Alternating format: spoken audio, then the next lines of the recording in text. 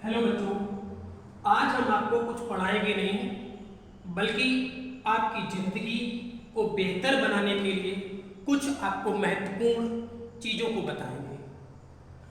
जी हाँ, कक्षा 10। कक्षा 10 एक जीवन की ऐसी अवस्था होती है जहाँ से व्यक्ति का दिशा और उसके व्यक्तित्व का निर्माण होना शुरू हो जाता है। व्यक्ति किस दिशा में जाएगा, क्या करेगा और क्या नहीं करेगा, वो कक्षा 10 के जब व्यक्ति पास कर लेता तभी से वो अपने सपनों को बुनने लगता है। और यदि उसके सही दिशा में मेहनत करता रहा तो वो अपने सपनों को साकार भी कर लेता है। तो आज हम आपको बताएंगे, सभी बोर्ड परीक्षाओं के रिजल्ट आ चुके हैं। अब बच्चों को ये देखना है कि एक सही प्रकार की रणनीति बनानी है, एक सही प्रकार की स्ट्रेटजी मतलब रणनीति को बना करके ही अपनी जीवन की दिशा की ओर आगे बढ़ना चाहिए। अब हमारे समाज में कुछ होते हैं आर्थिक रूप से कमजोर, कुछ होते हैं मध्यम, कुछ होते हैं अधिक अमीर होते हैं। तो सबको अपनी योग्यता, पैसे, शारीरिक क्षमता के आधार पर अपनी रणनीति को बनाना चाहिए, क्योंकि इस दुनिया में पैसे के बिना कुछ नहीं होता है और पैसा भी सब कुछ नहीं होता है, उसमें हमारी मानसिक योग्यता, शारीरिक योग्यता भी जरूरी होती है। तो कक्षा 10 के पास होने के बाद आपको कोई भी सरकारी नौकरी का एग्जाम हो, उसमें आपने यदि 1 से 12 तक सही तरीके से अगर आपने पढ़ाई की है और सही तरीके से आपने स्टडी की है तो उस एग्जाम के आपके 80% क्वेश्चन आपके सॉल्व हो जाएंगे। तो 80% आप कर सकते हैं अगर आपने सही तरीके से पढ़ाई की। केवल टीचर को छोड़ देना और जितने भी हैं सारे आपके एग्जाम इसी पढ़ाई से आपके होते हैं। कक्षा 1 से 10 तक। अब आपके 10 तो निकले चुके, अब 11-12। अब आपको सही तरीके से मेहनत करनी है। बच्चे क्यों तैयारी करने जाते हैं दिल्ली, बंबई, चेन्नई, इलाहाबाद, कानपुर? क्यों?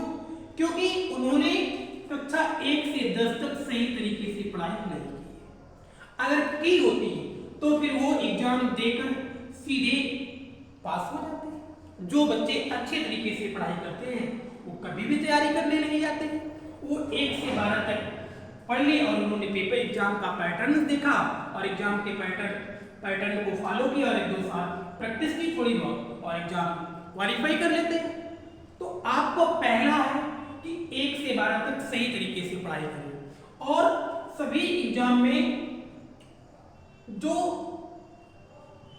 70% जो योगदान होता है वो 9 to 12 मतलब 9 से 12 तक के विषयों को, चाहे आपका सोशल साइंस हो, सोशल साइंस का मतलब सामाजिक विज्ञान, इतिहास, भूगोल, राजनीति विज्ञान, अर्थशास्त्र, इसी से क्वेश्चन जिसे आप जीएस या जीके कहते हो, मैथ, इसी से मैथ जब आती है तो आपको रीजनिंग भी आनी चाहिए और साइंस मतलब सारी चीजें इसी से, सारी चीजें आप इंग्लिश इसी से, सारे इन्हीं 9 से 12 तक के सिलेबस को अगर आपने सही तरीके से अध्ययन किया तो आपका एग्जाम इतने % क्वालिफाई हो जाएगा। ओके, अब हम देखते हैं अगर आप आर्थिक रूप से कमजोर हो, मतलब आप या फिर मध्यम श्रेणी में आते हो और आप अगर जल्दी सरकारी नौकरी प्राप्त करना चाहते हैं तो आपके लिए इधर तरफ इंटर करने के बाद कुछ तो नौकरी ये दोनों में कुछ ऐसे पद होते हैं जो आपके हाई स्कूल के बाद उसमें आप फॉर्म डाल सकते हो। 17 साल अगर आपकी उम्र हो गई और आप कुछ पदों पर इन दोनों में डाल सकते हो। तो नेवी है, एयरफोर्स है, पुलिस है और आपका ये 4th क्लास की कुछ नौकरियां हैं। तो इसमें आप अगर 12th कर लिया है और 12th के बाद आसानी से आप इन पदों को फॉर्म भर के और एग्जाम पास करके आप सरकारी नौकरी प्राप्त करके आराम से अपना धूमधाम से जीवन व्यतीत कर सकते हो। अगर आप चाहते हो कि हम और पढ़ाई करना चाहते हैं और अच्छी नौकरी प्राप्त करना चाहते हैं, वैसे आज तो सरकारी नौकरी मिलना ही मुश्किल है, तो सरकारी नौकरी ही सभी अच्छी है, लेकिन कुछ लोग चाहते हैं हमको और पढ़ना है, बाद में नौकरी लो। तो स्नातक का मतलब आप 12th के बाद बीएससी करें या बीए करें या बीकॉम करें, कोई भी स्नातक करें, तो उसके बाद ये नौकरियां आती हैं टीचर्स की। टीचर में आप बीए करेंगे, बीएससी करेंगे, बीकॉम करेंगे, फिर उसके बाद बीटीसी, बीएड, बीपीएड वगैरह करना पड़ता है, तो टीचर की नौकरी।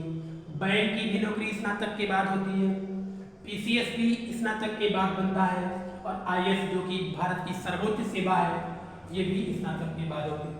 और विभिन्न जितने भी सरकारी संस्थान हैं उनमें जो ऑफिसर्स पद की जो भर्ती होती है वो भी एक आपकी और स्नातक के बाद ही होती है।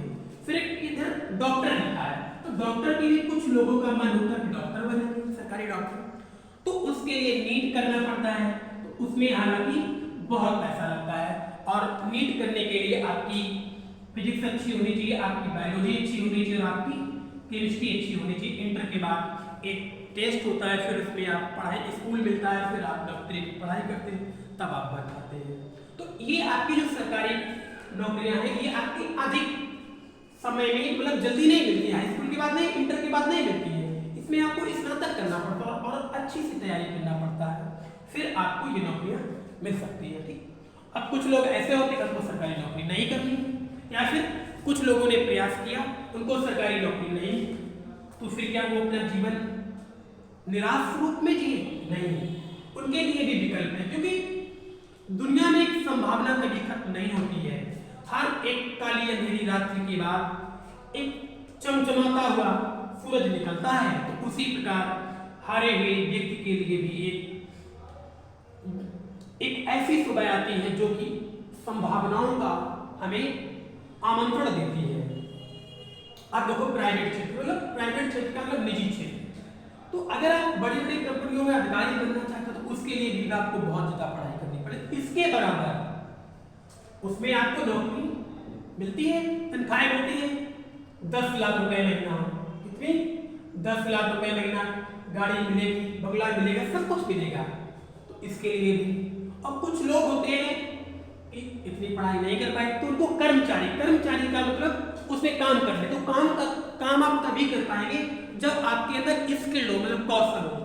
जैसे कि पार्ले जी बिस्कुट की कंपनी है, तो आपको बिस्कुट बनाना आना चाहिए, तभी तो उसमें आप कर्मचारी बन सकते हैं। तो ये आपको कौशल करना चाहिए, कौशल आपको सीखना चाहिए। जैसे आपको मैकेनिकल लाइन आती है, आईटीआई आपने की है, तो इस चीजों को आपको सीखना चाहिए। और कुछ लोग होते हैं कि हम नौकरी नहीं करेंगे, खुद का व्यापार करेंगे, तो खुद के व्यापार 2 प्रकार के होते हैं। एक होता है अधिक पैसा लगता है, ओके, और एक होता है कम पैसे में शुरुआत। तो अमीर लोग तो अधिक पैसे से व्यापार शुरू करते हैं, जैसे कि उन्होंने कार की कंपनी खोल ली, कोई नई कंपनी की कार बनानी, तो कार की कंपनी खोलने के लिए हमको अरबों रुपए की जरूरत पड़ेगी। कितने की? अरबों रुपए। तो ये कौन कर पाएगा? अमीर आदमी, जैसे कि धीरू भाई अंबानी, अडानी, टाटा बिरला, ये सब लोग कर पाएंगे ये वाले व्यापार। अब हम लोग तो iतने पैसे होते नहीं, तो हम लोग कम पैसों वाला व्यापार भी शुरू कर सकते हैं। तो कुछ ऐसे भी व्यापार हैं जो आपके 20,000 रुपए में शुरुआत हो सकती है, ओके, उन पर भी बात करते हैं। तो उस व्यापार के लिए आपको स्किल आना चाहिए, मतलब आपके अंदर कौशल होना चाहिए। तो हम बात करते हैं मतलब कम पैसों वाले व्यापार।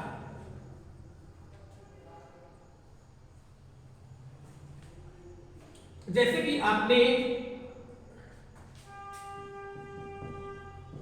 गोलगप्पे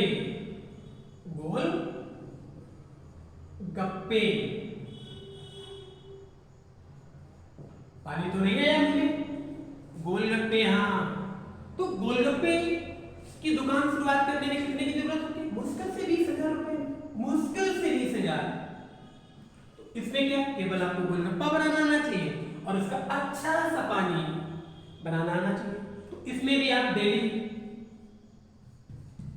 700 से 1,000 रुपए प्रतिदिन आप कमाई कर सकते हो, वो भी 20,000 रुपए लगा के।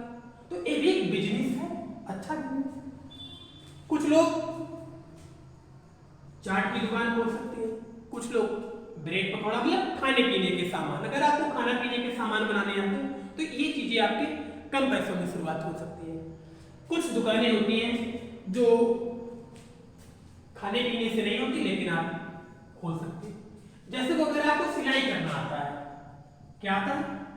सिलाई करना, तो आप सिलाई की दुकान खोल सकते हो, टेलर बन सकते हैं। तो ये भी आपके कम पैसों में शुरू। तो आपको स्किल, मतलब आपके अंदर कौशल होने चाहिए सिलाई करने का। अगर आपको सिलाई नहीं आती, आपको ब्यूटी पार्लर करना आता है, मतलब लोगों को तैयार करना आता है, तो आप ब्यूटी पार्लर की दुकान कर सकते हो, वो भी कम पैसों में शुरुआत हो जाएगी। तो ये सब हाथ के कौशल वाले दुकान काम है। ये आपको मोबाइल संभालना आता है तो आप मोबाइल की दुकान कर सकते हो, मतलब कौशल आना चाहिए। तो कोई भी आपको काम आता तो उसकी आप दुकान कर सकते हैं कम पैसों में। ओके, धन्यवाद। फिर आपको मिलेंगे कभी अगले